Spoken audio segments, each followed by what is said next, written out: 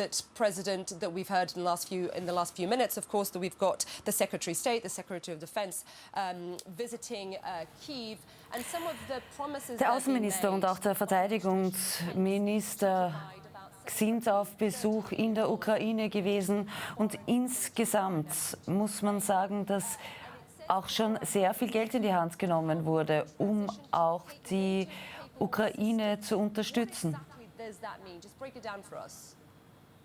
Sure. So, I mean, there are NATO quality or standard for military formations. Insgesamt bleibt zu sagen, dass immer mehr Waffen auch in die Ukraine hier geliefert werden, Luftabwehrsysteme, die im Grunde auch den westlichen NATO-Standards auch entsprechen.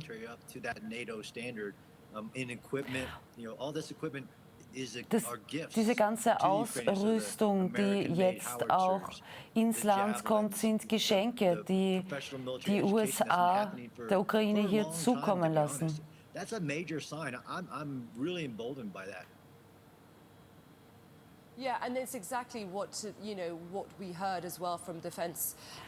Und das ist genau das, was wir auch vom Verteidigungsminister gehört haben. Denn 322 Millionen Dollar sind bereits zugesagt worden. Und das, was wichtig ist jetzt, sind natürlich schwere Waffen. Warum ist es so wichtig, gerade für die Verteidigung des Donbass, diese schweren Waffen noch zu haben?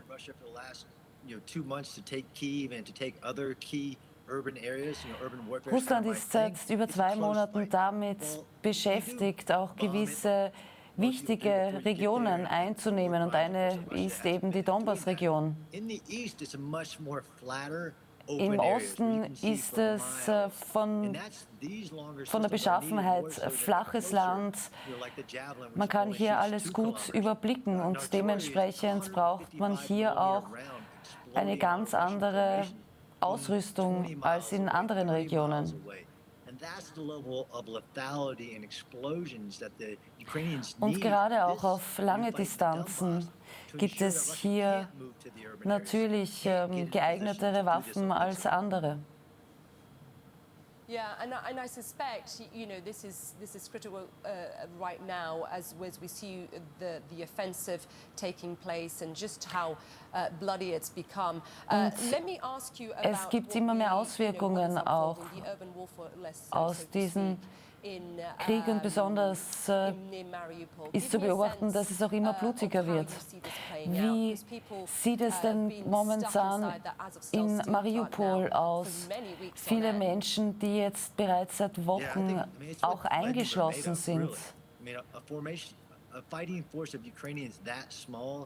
Und es gibt noch eine kleine Gruppe von ukrainischen Truppen, die noch immer ihre Heimat verteidigen und alles dafür tun, um eben sich gegen die russischen Truppen auch zur Wehr zu setzen. Und egal, was man jetzt auch immer weiter hört, ist, dass man nicht aufhört, auch gerade Zivilisten anzugreifen. Und die Angriffe gehen weiter. Und obwohl jetzt eigentlich immer mehr auch bekannt wird, dass man sich weiter auch wieder in den Norden bewegt. Yeah, and on that point, we've heard that directly from the Ukrainians, saying just yesterday, of course, was Easter Sunday here for Orthodox Christians, and we were told they were continuously attacking that steel plant. But on that point, I mean, how much is Ukrainian fighters' defiance here, the very day that, the fact they spend every day fighting this, how much is that fracturing, you think, or wearing down the Russian troops? Macht das überhaupt irgendeinen Unterschied, auch auf die russischen Truppen? Seit Wochen ist man hier bereits mit der Verteidigung beschäftigt.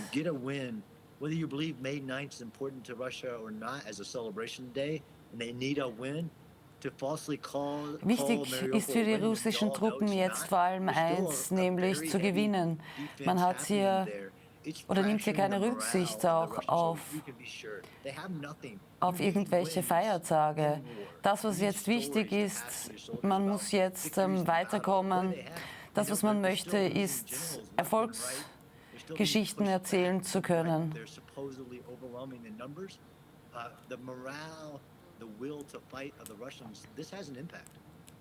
Das hat sehr wohl auch einen Einfluss auf die russischen Truppen.